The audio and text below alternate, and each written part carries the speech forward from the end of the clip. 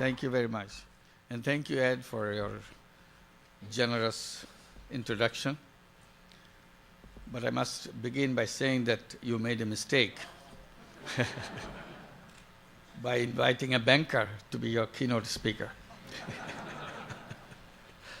Because I'm told that if you mention a banker as a keynote speaker, guests don't show up. So thank you for taking the risk. I came about 3 months back. I was here in connection with the meeting.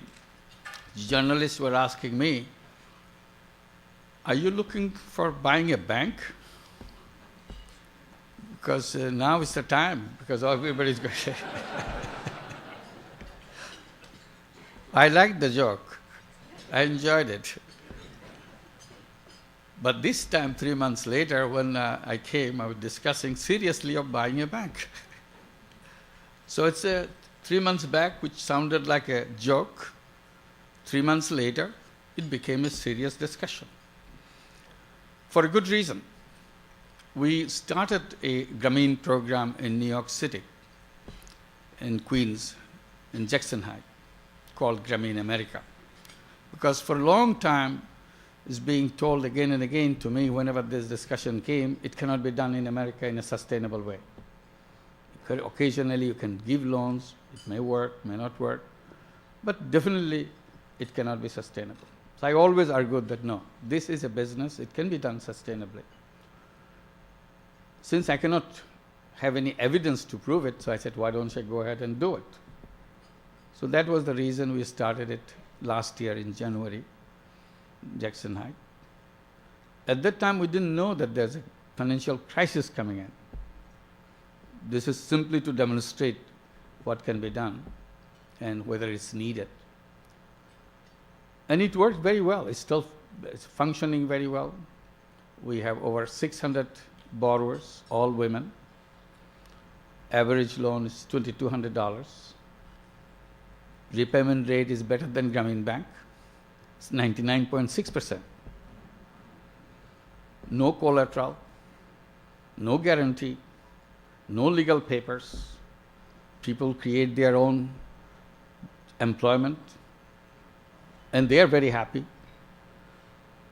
When we want to expand it, a lot of people are inviting us to do in other cities. And tomorrow we'll be having, on Saturday, tomorrow we'll be having an open house. Invite everybody to come and join to see what's going on there. The reason I mention, because again, another common question journalists ask me, what is the impact of this crisis on your bank,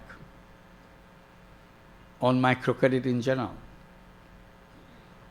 I said, well, I'm glad you asked that question. To begin with, look at Grameen America. Their repayment rate is near 100%, 99.6%.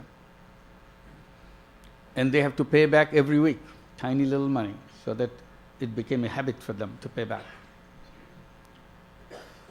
And it's the same city where all the big banks are collapsing. This tiny little thing is flourishing. And the difference between the two banks, two types of bank, this one doesn't need any collateral, doesn't need any papers, legal papers, it works. The other one, which is collapsing, they need all the collateral, all the lawyers behind them to tie you up real tight. But didn't work out. So we have a lesson here somewhere. So I remind people about that. I said, this is a big crisis. Everybody is upset. Everybody's get hit by this. But this is also a great opportunity. Don't forget this opportunity part. Opportunity to redesign, retool, reconceptualize everything, so that we don't have to go back to the same old normalcy which we are coming from. When you go to the normalcy, it will be a different normalcy than we came from. And then it was worth going through this pain. Otherwise, we go through this pain and go back to create pain some other time. And I also elaborate not only Bangladesh as a global microcredit phenomenon now that is spread all over the world, every single country has microcredit programs, not big ones, mostly small ones. There I'll explain why these are small, not big, like Grameen Bank. Everywhere is working well. Financial crisis has not touched them. Then we have to find out why one class of financial institutions are not touched at all.